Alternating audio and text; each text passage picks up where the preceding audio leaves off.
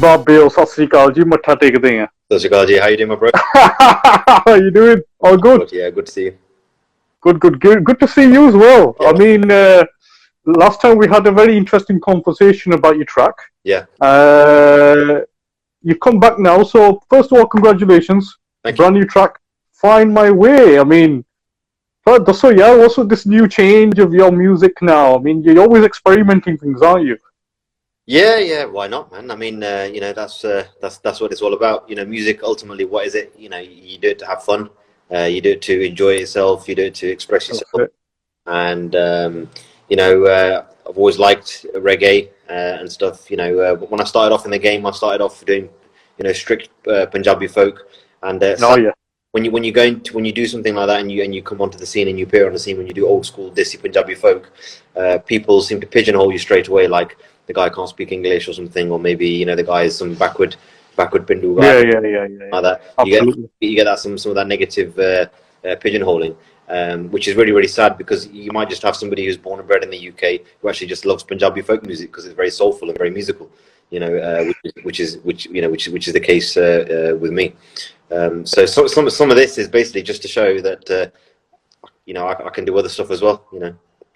That's fantastic, because like you said, I mean, it's a bit strange though that we tend to experience where, end of the day, Punjabi folk is part of our roots, is part of our culture, is our sound. 100%. We don't see people like Robbie Williams adapting our Punjabi folk. He's still doing his stuff, what he's known for. That's it. So it's a bit strange why that kind of perception is that, a person who sings Punjabi folk is classed as Desi, Pendu, Angrezi Andi, Unpad Banda. That kind of a vibe, you get a lot of people doing that, which is quite strange and quite disheartening, because it's technically part of our culture, it's supposed to be. 100%. But look, that's what I experienced straight away. I mean, it's sad, and personally, I find that attitude quite backward myself. So these are some of the challenges which I found early on in my career. And some of the other challenges, some people would say, your stuff's not current, or it's not this, or it's not that, or whatever, and it's just like, oh, okay then, fine, so some of the tracks that I've done lately are basically just in response to that, just to show that, look, I can do that. It's not necessarily the first thing that I would choose to do. If I had my way, I would just sing Punjabi folk songs all day long, and that's all I would do. Well, personally, since I've seen you doing music, right? Yeah. I think your whatever you bring, to me, it seems current, because I can see that from your music, from your the lyrics you choose, the whole vibe you get from the music videos as well. Because we're going to touch on the music video side of things as well, but.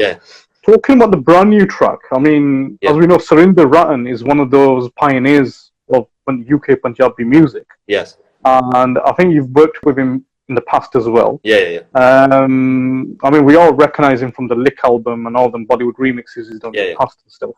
Yeah. Tell us a bit about the creative process of Find My Way. I mean, was it something in his idea? Was it his idea of this track, or was it yourselves? How did this all got put together? Completely my idea. Yeah, completely my idea. I'm quite good at doing sort of like accents and mimicry and stuff like that. I've done a lot of comedy. Yeah, we've seen that. And a lot of the stuff that I used to play around, as a youth growing up, was doing Jamaican accents and stuff like that. I'm sure everybody's had a go. Some people have done it well. Some people done it bad. Wow. A lot of people, when I used to do it, used to say I used to do quite a good job. When I used to have a bash. But growing up in the 90s as a kid, back then, reggae was really, and reggae was kind of mainstream. I say reggae. Back then, we just class anything Jamaican as reggae. Obviously, as I've done research later on, I've read it. Okay. Dancehall is different, reggae is different, foundation, there's dub, there's all these different kinds of genres within reggae. We just saw it if it's Jamaican, if it's reggae. And when you're growing up, you try and copy, you try and mimic. That's what everyone listens to as a youth growing up, So I always had this in me, I would say I had a very superficial understanding of reggae music, and I still do have a very, very superficial understanding of reggae music. If you were to give me a reggae quiz, I'm pretty sure I would fail that quiz. You know, you know. So I wanted to show what I can do. I wanted to push boundaries a little bit, but I didn't want to necessarily do it as a gimmick. You know, I didn't want it to become a joke. I think if I'd released a track like this about 20 years ago, I would have become a big laughingstock. And the fact that I'm not a laughingstock is a really, really positive thing. You know, it's Sardar singing a reggae track in a Jamaican accent, and it's not a laughingstock. Absolutely. And people are actually thinking, whoa, like, this is actually a really good song. In fact, it's a really good song. You know, so I thought, okay, alongside, you know, my repertoire of stuff that I'm doing, you know, I wanted to try different genres, different types of songs. So, right, I'm gonna do a reggae, something which is on, you know, on a reggae flex. Let's say it's probably more accurate to say reggae vibes as opposed to a reggae track.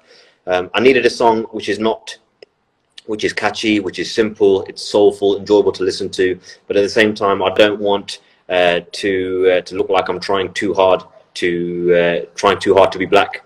You know what I mean? Yeah. But trying too hard to, you know, to throw in, you know, some deep patois in there and stuff like that. You know, I could have tried to make it sound even more Jamaican and gone even more deeper. Possibly even succeeded with that. But I think that would have possibly come across as a bit more false, and maybe it would have rubbed people the wrong way, as opposed to doing a light touch commercial reggae track, which I've tried to, you know, do something which will have universal appeal and will appeal to, you know, non-patois speakers and non-Jamaicans, and absolutely, you know, even people in India can listen to. I'm getting, you know, a really nice response from India with it as well.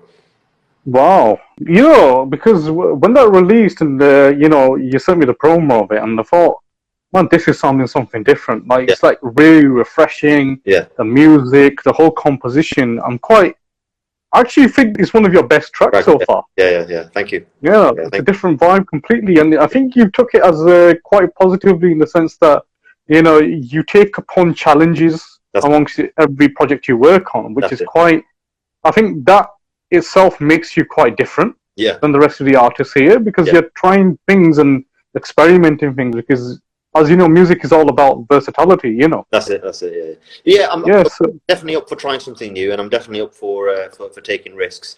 You know, if you fall, the way I see it, I've been making music now for about 6 years, so I feel like I've kind of established myself. So if I get it wrong and I do something horribly wrong, it's not the end of the world, because I've got a blog of all kinds of tracks. If I was doing this like really kind of early on in my career, then that would be more risky. But I feel like because I've got so many folk tracks, Bhangra tracks, and all kinds of tracks, I feel like I can afford to take risks. And if it doesn't go well, or it falls flat on its face, you know, when I get Ghana or I get insults, it's not going to be anything which I probably haven't heard before or dealt with before. And you know, you just keep it moving. You move on to the next track, and you know, I know what my comfort zone is. I know what the safe tracks are, and to be honest, I could churn them out all day long. You know, I know Bhangra music like the back of my hand, folk music. You know, I could literally just pump them out like a factory if I really wanted to. But I feel like, you know, if I've got something else to offer, or, you know, why not at least attempt it and give it a go? And you never know. Absolutely, and I think that's the one reason. I mean, I would want to mention this to our viewers who are watching right now, because I would actually rate you for the sense that, you know, you're trying things out, you're experimenting things, you know, you're playing with the sounds, you're trying, like, this time you've got English lyrics. That's it.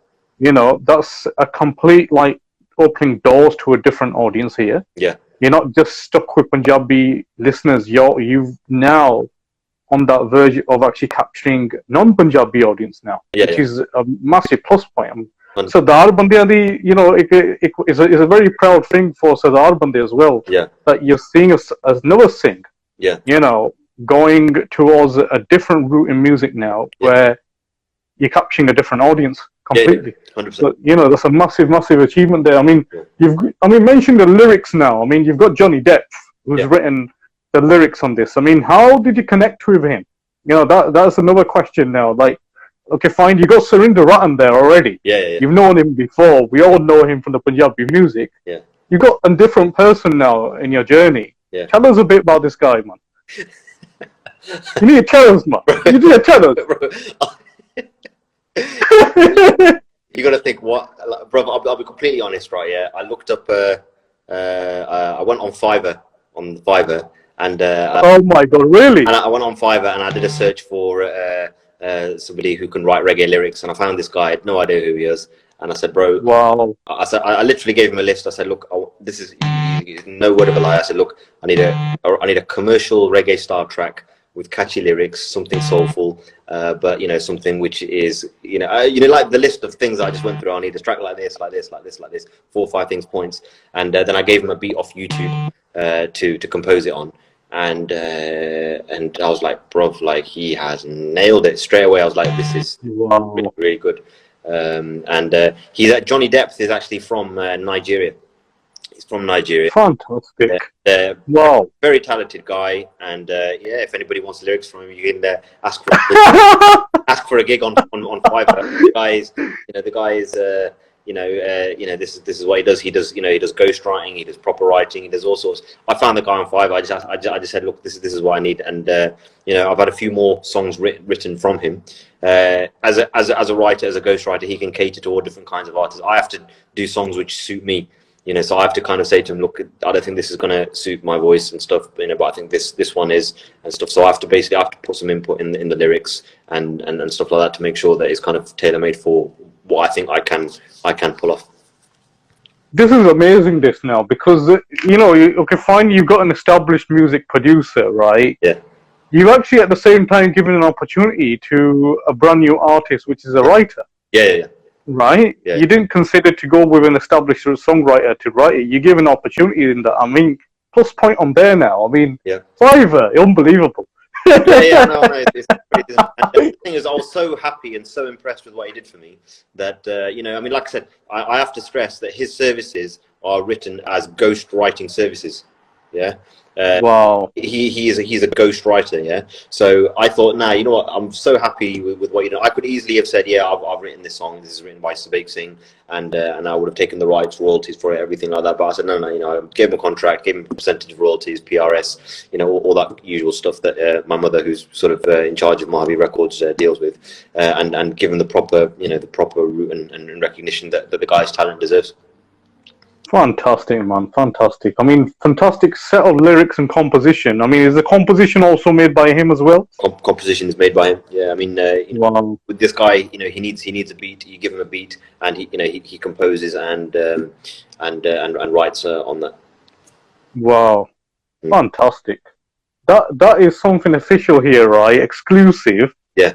That it's all happened with Fiverr.com here with the lyrics. That's it. Wow. That's it. Fantastic, man. Fantastic. I mean, mentioning, if we were talking about regards to the lyrics of the track as well, I mean, you've considered using a new songwriter here. Yeah. You mentioned you're going to use him again as well, which is also a fantastic thing that you're giving that kind of, opportunity to a new writer, a new talent here. 100%.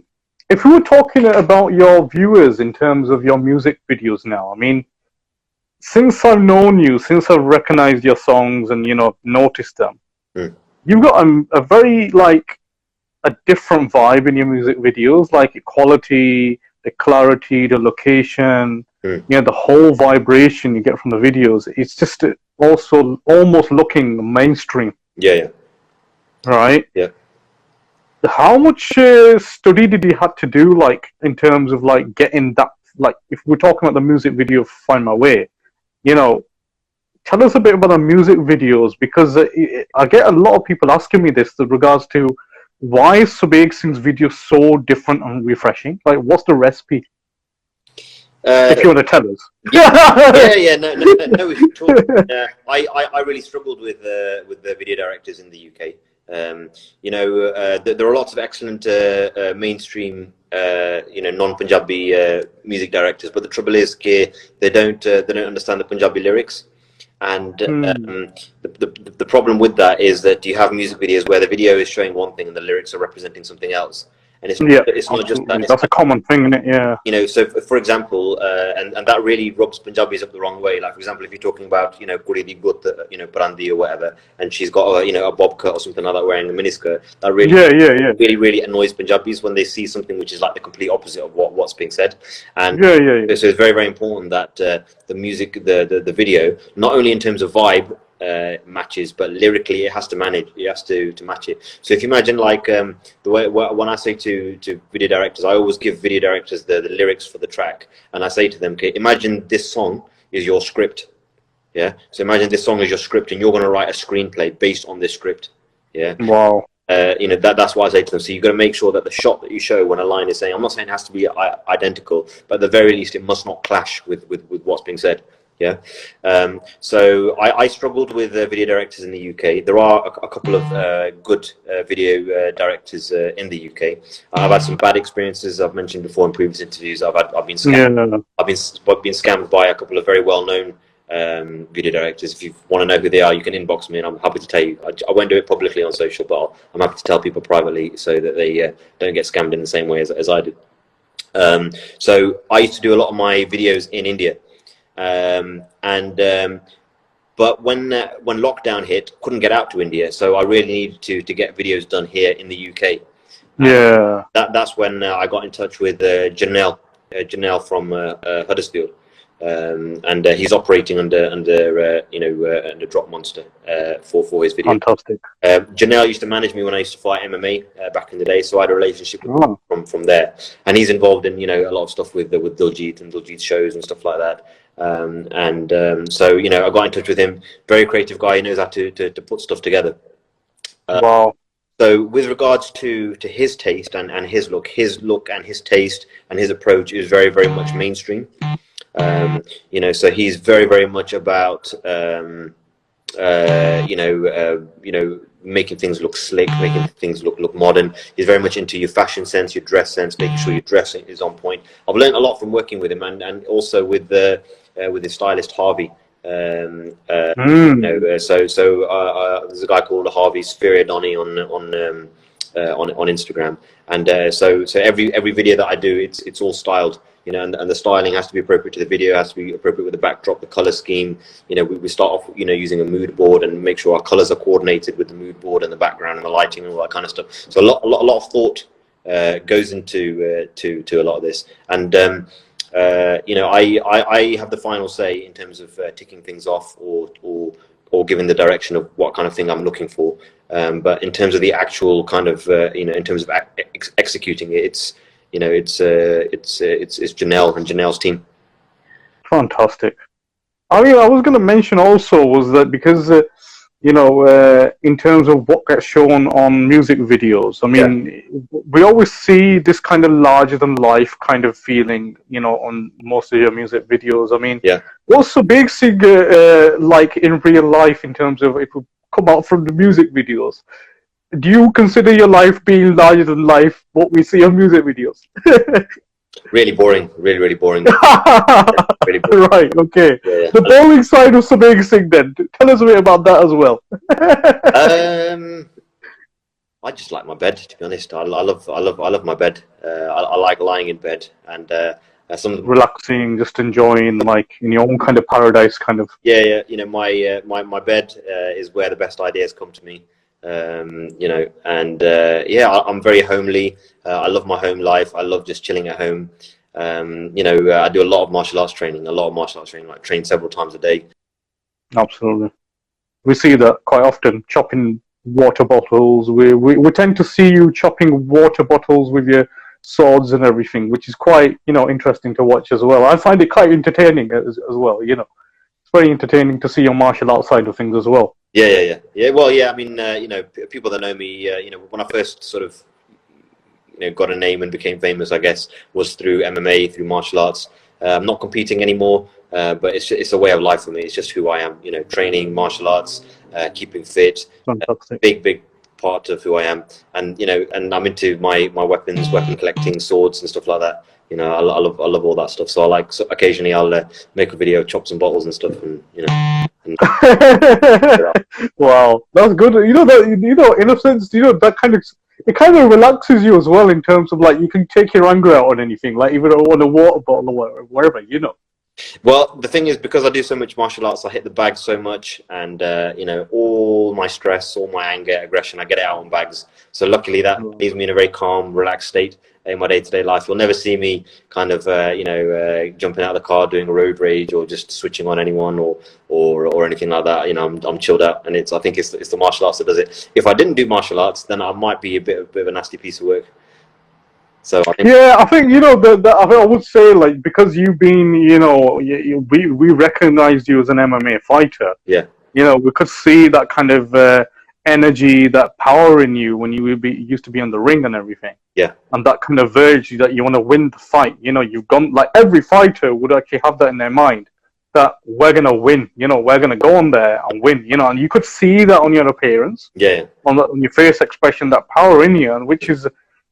You know, you see that kind of, now you see like a very soft nature, very calm person. Yeah. You know, especially when it comes down in your music videos when we see you, you're kind of like very like enjoying, energetic in the music, in the flow, in the groove. I mean, you're very groovy in this new track as well. Yeah. With all the get up, all the fashion side of things. I mean, if we're talking about the music production now, I mean, you've worked with Popsy, you worked with, Surinder Rattan, you've worked with many others. If I was to describe your mentor in terms of being a backbone of guiding you to the right direction of music, who is it, like, specifically from your music producers? It's self-guided. Yeah. So yeah. And that's.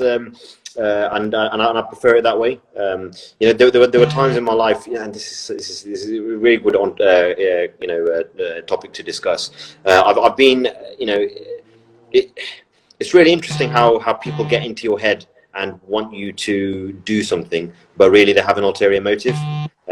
So all kinds of things that people do, manipulation tactics. They'll say, "Yeah, you're okay, but if you work with me, I'll make you a star. You do a track with me, it'll 100% be a hit. If you change this, if you change that, this will happen.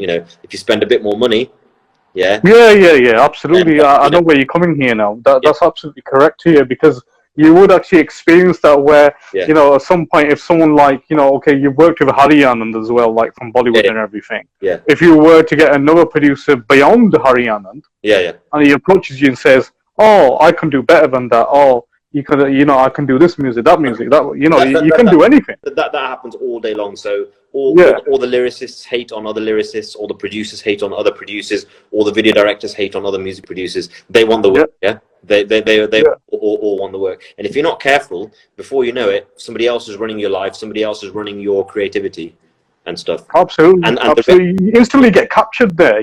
They instantly take a control on you like a puppet, where, they'll make you do whatever they want, Yeah, 100%. And the thing is that because they know what it is that you want to have a hit song and stuff like that, they know which buttons to press to get you to do stuff. Yeah. So, having been in the game, having learned how people operate, and all that stuff. And you see, the other thing is that people say, obviously, from a business point of view, it makes sense to collaborate with bigger artists, bigger producers, find the biggest songwriters, find the biggest producers and stuff like that. But what we also know in this day and age is that it's just not a guarantee of a hit.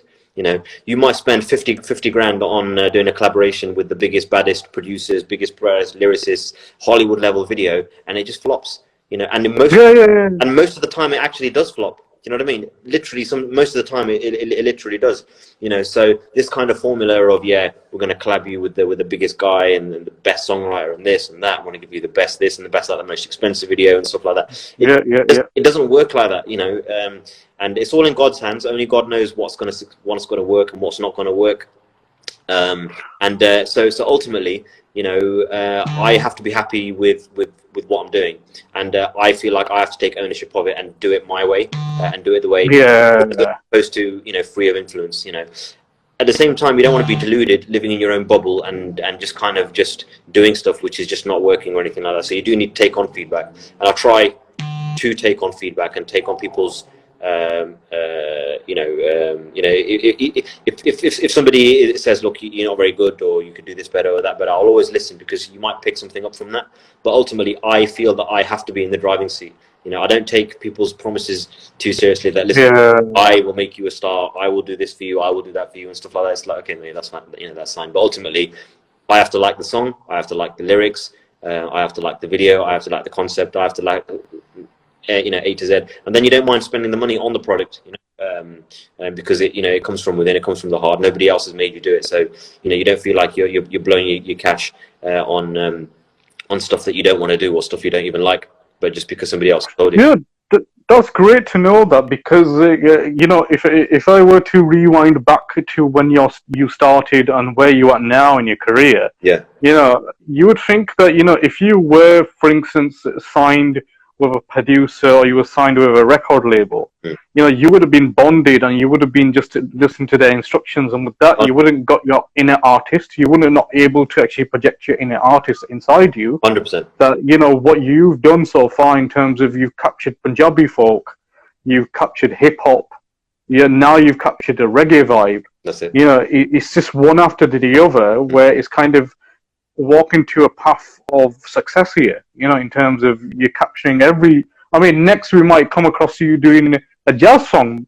maybe, or something like, anything, it could be we might see you doing some fast rapping. Yeah. So it's a bit, so I would say, out of all the artists in the UK at the moment, you're kind of a representative where you're actually doing experimental, you're actually bringing out something new on the table. 100%. Samne banda bhave accept kare ya na kare, that's their eventually it's their personal choice if they like it or not. Yeah. But it's a matter that you're bringing something genuinely something different, to watch and to listen as well. Yeah.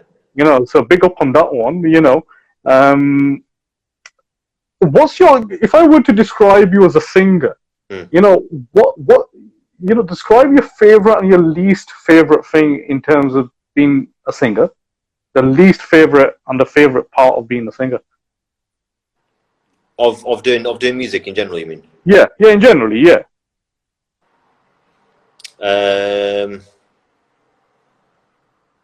My favorite part of being a singer is the creative process from A to Z, seeing it through. So the creative process is selecting an idea and a song, getting the lyrics, turning it into music, getting it produced and into a track, followed by organizing the music video, followed by shooting the music video.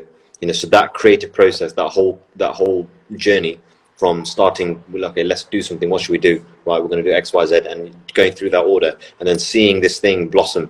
From a caterpillar into a butterfly type of thing is really, really rewarding and satisfying. That's why I enjoy the most. That whole journey. What do I enjoy the least? Just the politics, I think. The politics of the music game, and just the weirdness of it, of the politics. Do you think like you mentioned, the politics, are you mainly emphasizing the fact that, the known artists are getting more pushed, or what side of the politics you mean capturing in sense of opportunities, you mean? That's part of it.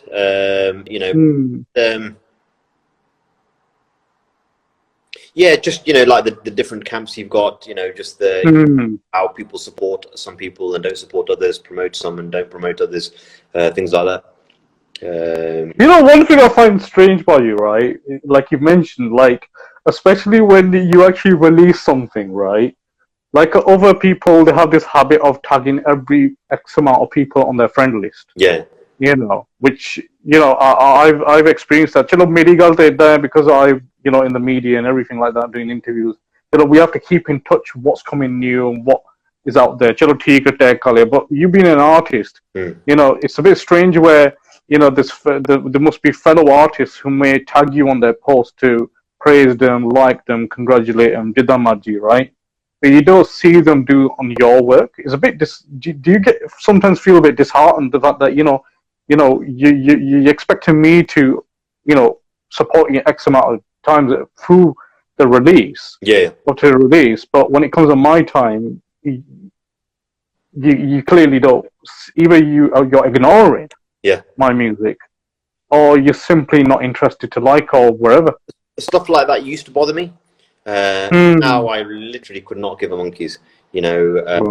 Now I couldn't give a monkey. Support it, don't support it, like it, don't like it. I'm going to carry on, and I'm going to carry on doing it. And the people that want to support it, support. The people who don't want to support. Fantastic. The radio stations who want to play. Radio stations don't want to play, don't play. TV channels want to play, don't play. Whatever. Just do what you want, man. It doesn't matter. Completely doesn't matter. You've had enough of them in terms of jo kar lo, aapa nahi rukna. Yeah. Just do what you want. I mean, thank God. I mean, one of the best creations that God has put on the planet is social media. So I can push my own track as much as I want on YouTube or on Instagram or on Facebook or WhatsApp or whatever. And Baki. Whether people want to do it, if somebody supports my track, I just see it as a nice surprise and a bonus, but I don't hold my breath and I don't wait for it and I don't dwell on it too much. Like I said, it's not a reflection of talent or anything like that. It's just the world we live in. It's just weird, and I don't fully understand it, and I've given up trying to understand it. It's just. I don't expect anything from anyone. I don't. That whole entitlement thing. Like I feel entitled. Like why am I not being? Yeah. Why is that not happening? Why is that not happening? I've moved beyond that now, just kind of just said, look, whatever. Just do what you want. I'm going to do what I want. So you guys do what you want. And well, I mean, end of the day, whatever you're doing, you do it right, because it's always, it's always something. Yeah. Especially myself, if I talk about myself as a viewer, I'm always looking forward to see what Subaig brings next, especially in his music videos, because I always look at your music videos, and I'm a massive fan of your videos, though. Thank you. In terms of the quality and the standard, there's always got that kind of like a very niche look in your production in terms of your videos and stuff. So that is just outstanding in itself. Thank you. If I was to talk about the, as you mentioned, social media, how do you feel that social media has impacted the music business? Because Pehla, there used to be a completely different way of marketing, a completely different way of, promotion. Would you consider social media being your core marketing tool for exposure? It's got an integral and invaluable part of the whole thing. It really is very, very key to it. But you promote anywhere and everywhere. You do it on radio stations, you do it on TV, you do it on YouTube, you do it on social media, you do it on Facebook, you do it on Instagram, you do it on WhatsApp, you do it by word of mouth. Absolutely. You just smash that track out there any way that you can. That's the way it is. And yet you have to be persistent and you have to be detached at the same time, because absolutely a lot of people will just ignore it. A lot of people will skirt over. It's like TV adverts. TV adverts. Most adverts, people see an advert on TV and they it just goes in one ear and out the other ear, and it glosses over, and then some people will be like, wow, So that's just the world we're living in. People have got ADHD. They can only see something for within 3-4 seconds they've made their mind up whether their brain's going to process it any further or not. And that's just the way it is. Well, I mean, end of the day, there's a lot of dukhi bande on social media as well who tend to, have this kind of verge of, having this kind of angry nature or just spreading negative messages. You must experience that in the past or present, where you may have had. I mean, end of the day, I was reading an article a couple of weeks ago, and most likely there's a lot of bot, accounts on social media as well. Yeah. Which is just controlled by X amount of, departments of who else? I don't know. Just accounts what are just made specifically just to propaganda, in a sense. Yeah. It's not even original people sat behind there. You would see a profile picture of a kudi, but there's like a munda in the background controlling that account, right? Yeah. In a sense of social media's negative side of things, there's a quite a big impact in the sense of like, jehdi bhi cheez tusi paonge, there's always going to be someone or another, just to comment that, or have their bit of 2 pence of like basically to do of certain things, right? Before, when people used to do that, I think people used to have this kind of argument as well, of like a very keyboard warrior type of arguments. And I think now it's cut down now. I think people have got bored now doing that since COVID and all that. But when have you ever experienced that in the past where you had someone who's tried to comment on what your opinion is on something? Like, have you ever? Do you mind if we just pause for 2 seconds? I'm just worried my phone battery that I'm doing this on. Okay. So I want to just quickly plug it in, if that's okay. Yes, sure. Yeah. Sure, yo. I'll give a couple of shout outs anyway. Yeah. Those are watching. We've got Karanveer _49 watching. Pyar Bhari Sat Sri Akal, Jaspal Singh Gill watching. Prince X Bands, Gurdar Singh Champion.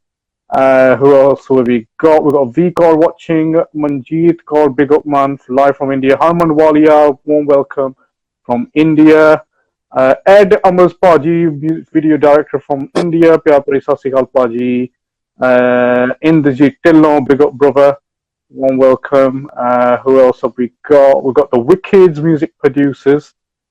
Respects man. We've got Gurpreet Kaur Ranu, Pyar Bhari Sat Sri Akal, Dr. K Thakkar, Dr. Saab bhi aa gaye. There's a lot of doctors as well. Who else we got? Punjabi songs 90s, Pooja Mishra, V Kaur, Keerat Singh.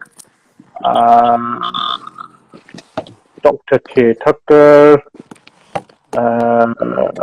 Manmohan Mehra, Sat Singh, Manpreet J. Arts. Yeah, we got at least about 90 to 100 views at the moment. Amazing. Quite lengthy names. Yeah, so quite. I think everyone's engaging to our interesting conversation here. Kya baat hai? Wow. That was a bit of an Indrajit Nikku type of, neck move there. Yeah. I like that. I think you should feature that in your videos as well. That I think, 100%. A bit of choreography there. 100%. Yeah, a bit of choreography there. For instance, if there's a keyboard warrior, he comments on your opinion, has a go at you, has an argument on you, how would you tackle that situation? So I'll make a few phone calls to some gangsters. And they trace the guy's IP address, and then they get some ringed plates and some burner phones and that, and balaclavas. Wow. And they wait outside the guy's house, and then when he comes out, they put a red dot sight on him and take him out. Dude, that's sounding very realistic now, because I think we see that in music videos anyway nowadays. With all the nunchucks and knuckle dusters and everything. We see that in music videos anyway. It's just block and delete. Yeah. I think that's the best. My block and delete button is like is very trigger happy. I'm like a cop in Harlem or something. You know what I mean? I just press that block delete. One take policy. That's it. One offense policy. Red card. Bang. Off. See you later. Bye. That's pretty good. Not even a response. It's just delete block. Delete block. That's it. That's it. Wow, that's the best way to do it. I think everyone should do that now, because that's a good philosophy you're following. Yeah. Because you don't want to be around these people. No, because they're not fans, are they? I mean, Yeah, they're not fans. Yeah. They're not fans. We make music for fans. We don't make music for haters. What's the value in that? You're not going to change them. You're not by arguing with them. You're not going to make them like you. You're not going to make them support you. And the fact that they've taken the time out to insult you or whatever, or say whatever they wanted to say, well, it just means, well, there's nothing there really, is there? So that's it, absolutely. And these type of people, they get a kick out of the engagement. For them, they've had a result if they get a response. The fact that they've been given oxygen or time of day to reply, that you've actually replied to them, and the fact that you're getting angry about their comment and stuff like that, that's what they're looking for, and that's what they get enjoyment out of. So you just don't give them that, and just move on. And if you put yourself out there, you are going to get insulted. It's part of the game. These things do have an impact on people. And they do a long term. They do affect people's mental health. They do affect people's emotional health and stuff like that. It's a big thing. People become addicted to Instagram. Addicted to likes, comments, views, and stuff like that. It can become a problem for a lot of people. So it's not like it's not a problem or it's not an issue.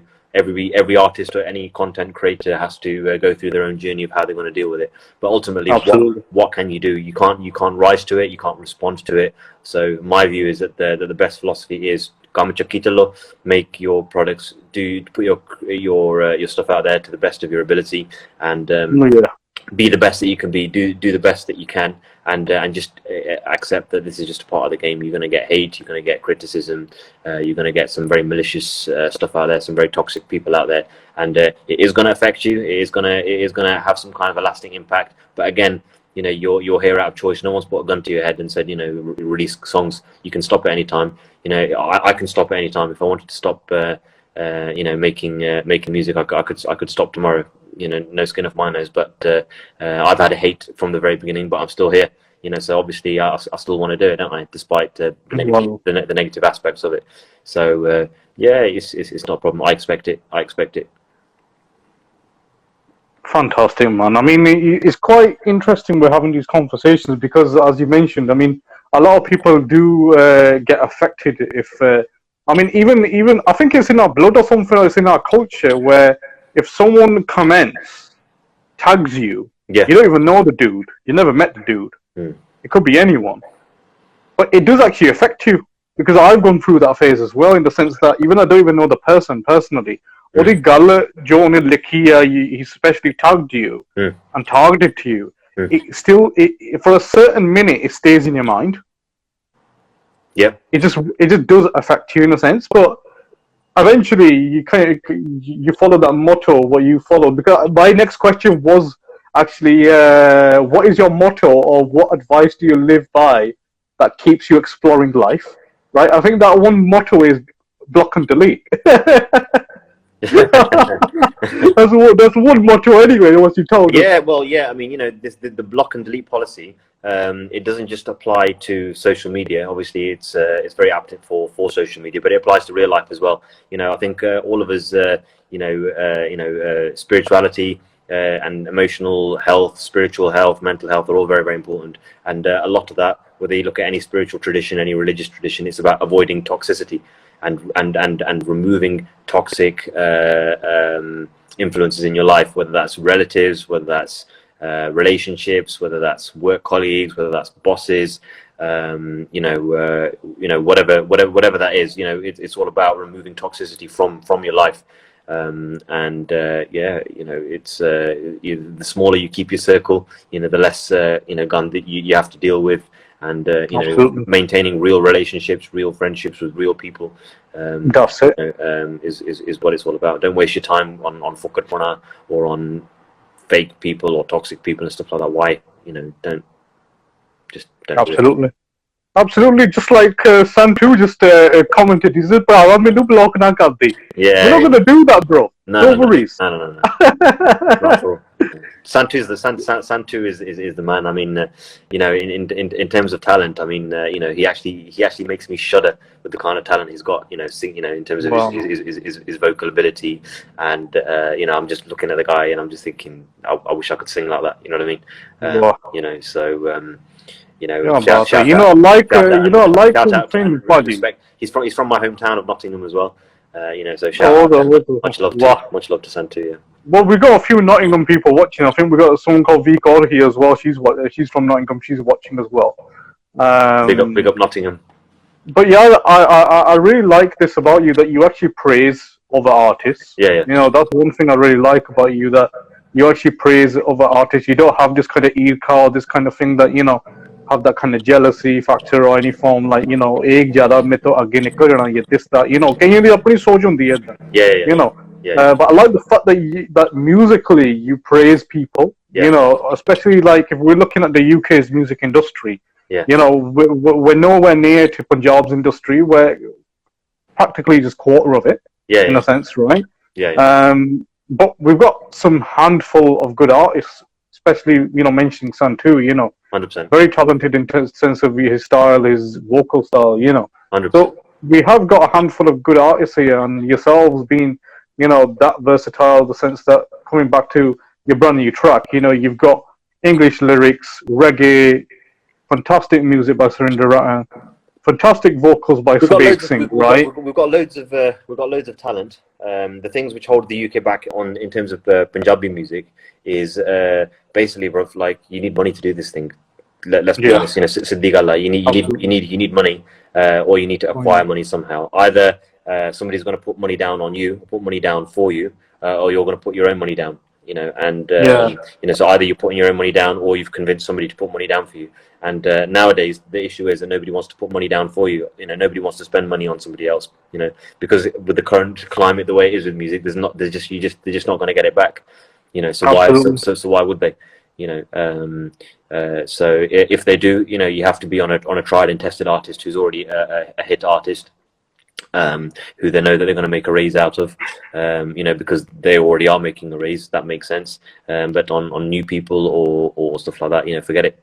You know, so you know, so like you need money to be in this game. You know, whether you put your own down or you can acquire it or convince someone to do it for you. You know, that's just the way it goes. Absolutely. I think, you know, those who are watching us, I think they want to listen a couple of lines from Find My Way, if you could, you know, in your style, your signature style. You know, थोड़ा जिहा अपने अंदाज दे नाल दो लाइनां भी सुना दियो सानू. Yeah, I can't do it properly because I'm not warmed up, so I don't want to embarrass myself. But all right, okay. Looking to find my way right back to you, hoping to see your face, 'cause no one can take your place. I'm searching every day, trying to retrace my steps, yeah. Baby, don't make me wait, 'cause I'm loving you every day. There you go. Fantastic, man. You know, I tell you, one thing I want to say, right? The whole lyrics are fantastic, right? The way you sung it, fantastic. I think there should be a future technology where this is dubbed in a sat-nav.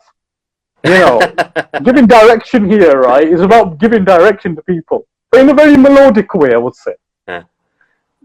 Yeah, I think that would sound good, though. You know, I'm going to find my way. You know, it's interesting if you're lost in another city. You know, if a person like me sat in Leeds trying to come to... When I put the poster out, the number of people who said, yeah, use the sat-nav, bro. Use the sat-nav, bro.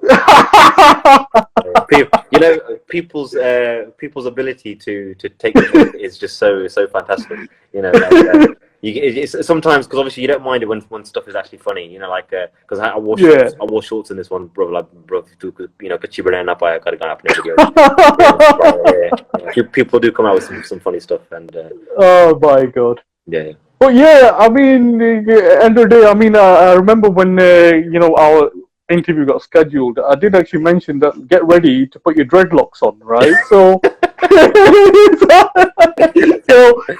you know, although we've, you know, missed out on that one, you know, never mind. We'll do that one. Listen, mate, you know, my family and stuff like that, we just don't do stuff like that, man. Like, I'm not saying I'm the most religious Sikh or anything like that, but we just don't like caps, hats, and dreadlocks, man. Bloody hell! I think I would just get beats even on holiday. Yeah, it would just be like, what are you doing?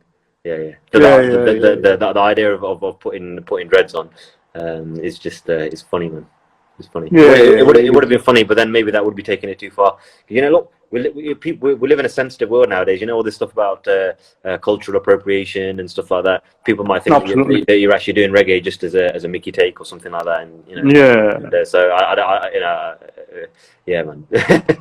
I mean, look, let's be honest, right? Proceed with caution. Proceed with caution as well. Well, I mean, to be honest, right? But let's be honest, right? Find My Way, I think, is open doors here, right? Because it's a Punjabi banda, Sardar Munda, right? Doing a reggae track, and it's not like, you know, like you said, doing a mockery of that kind of genre of music or putting the accent on yourselves, right? Yeah. It's a matter that your versatility here is like you're showing that you can do anything in terms of music. You don't have to be always restricted into one kind of genre of music, like a ghazal gaun or a ghazali ga sakda. You know, he can sing, you know, if he tries, attempts, he can sing folk songs if he wanted to. You know, it's a matter of, you know, finding your way, finding my way, you know, end of the day. So yes, people do get triggered when you put on a Jamaican accent sometimes, and people get a bit funny, you know, if you put on a Jamaican accent or something like that. But if you think about it logically, every time you sing a song, you are kind of putting on a voice. You know what I mean? Oh yeah. You know, so for example, like if you look at most British singers, mainstream British singers, when they are singing any kind of a song, to be honest, they're going to put on an American accent. It's not their real accent. Oh yeah. I was going to come there. 100%. You know, and even when I'm singing Punjabi folk song, I have to try and make myself sound desi and Pindu as possible. That's not how I normally speak Punjabi, you know, on a day-to-day basis. That's not my normal Punjabi, you know. But if you're singing a desi folk song, you need to sound like a desi banda. Do you know what I mean? If I was singing a reggae track, you know, you're going to have to do the voice a little bit. Or if I was singing an English track, you're going to have to do the voice. So every time you sing, you put on a voice. There's no such thing as a singer who puts on you know, a Nottingham or a Coventry voice. No one does that, you know. So there's always an element of that in performance. I mean, you would put that accent if you're doing rapping, though. If you were rapping, like, they would actually consider, I mean, you know, having that kind of, you know, accent from where they're actually from, you know. But like you mentioned, Punjabi folk, you have to have that flavor in you, you know, or that recipe, that tone. You have to 100%. Add that, to give that kind of flavor, you know. That's it. The same applies for reggae as well, because at the end of the day, reggae is a kind of a folk genre for the Jamaicans, you know. It's part of their kind of, you know, genre of music anyway. But but like I said a couple of times, I mean, it's a fantastic track to listen to. Did you say you had you had some feedback from some clients or something? Oh yeah, absolutely, yeah. So I want to actually put this out actually, because it's good that you touched on that.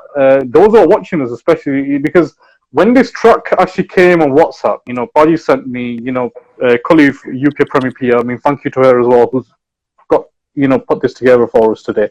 When I actually heard it myself, I was quite blown away in the sense that, you know, you've done completely different this time.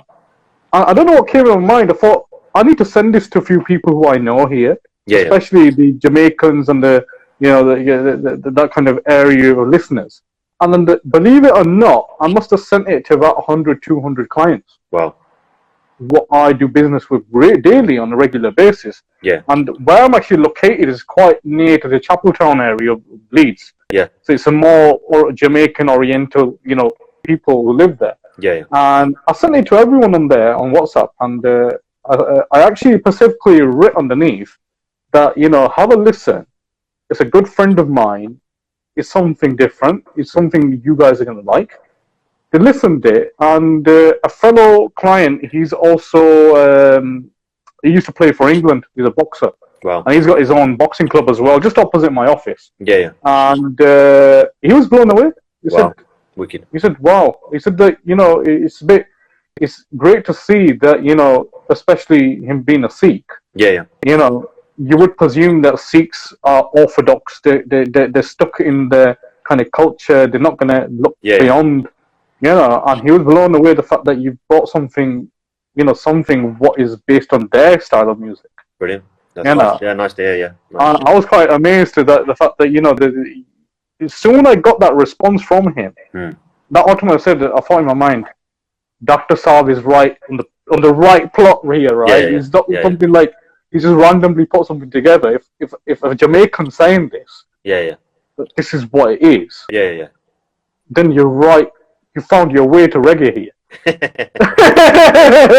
Well, you see, the thing is that you know, you have to take risks, but you know, in this game, it's not like I can do a paid survey of 10,000 people and give them a questionnaire and say, do you like this song? Do you think the song works? What's this and that? You know, you're not going to have that luxury. You know, there's people will leak songs, and you know, you've already pretty much released the song then, you know, to get that survey. So literally, when you do something, you've got a very, very small, tiny little team that you can ask a few friends, family, a few people who are going to give you honest feedback, a couple of people that you trust, maybe one or two people in the industry. That's about it. And then you know, you have to basically formulate what kind of a response that your one or two close people give you, and that's it. And then you just have to go for it. You know, so if you know in your heart, or you feel in your heart, so the track is good, and the few people that you're going to ask, you know, also give you that you know, that feedback, then you have to run with it. But ultimately, you never really know until it's released as to how people are going to take it. But overall, I mean, so far, the people I've sent the tracks to, they seem to find... I mean, there was one person who said that the music video looks very niche. He used the word niche, and I was like, it actually does look niche. Like, the whole vibe, the dress up, you know, the whole feel of the video. I mean, those who haven't seen it yet, get on YouTube and watch it, because I like it. You know, I like the video. Wicked. Fantastic, man. Fantastic. Thank you. I really love this track. You know, I love the video. I love the song. You know, I know it's my track. Obviously, I'm going to say that, but no, yeah, I'm really happy with it. Really happy with it. Really happy with what's next in the pipeline for Subaig Singh now? Because you know we've heard the reggae side of things now. I think we need to be excited and actually be ready that what banger you're going to bring forward now. You know, we want to know what's in the pipeline. Expect the unexpected. Is what I would say. I knew that was going to come. It's everything's undercover, right? It's all undercover. That's it. But fantastic, man. I wish you the best on the next tracks you bring. You know, Malakat Hundi Rani hai, because 100%. I think this is our third Insta Live we've done. Wicked. You know, so it's a good catch up since we last spoke. 100%. And what message you want to give to those who have been with us today on Instagram, your fans, your listeners, or what message you want to give to them? Yeah, just thanks so much to everyone. We've got a lot of listeners today. I'm just surprised. I've not been able to see all the names coming up. There's a few names I recognise, but as we've been talking, I've just been seeing the flicker movement on the bottom of the screen and just loads people joining and stuff like that. So there's loads of people who've joined. So just thanks to everyone who's supporting, showing me love, listening, taking the time out to listen to this. I enjoy hearing from you guys. Please message me, keep in touch, give me your feedback, and if you like my stuff, please carry on sharing it. I'm doing it for you guys, and hope you appreciate my efforts, and thank you so much.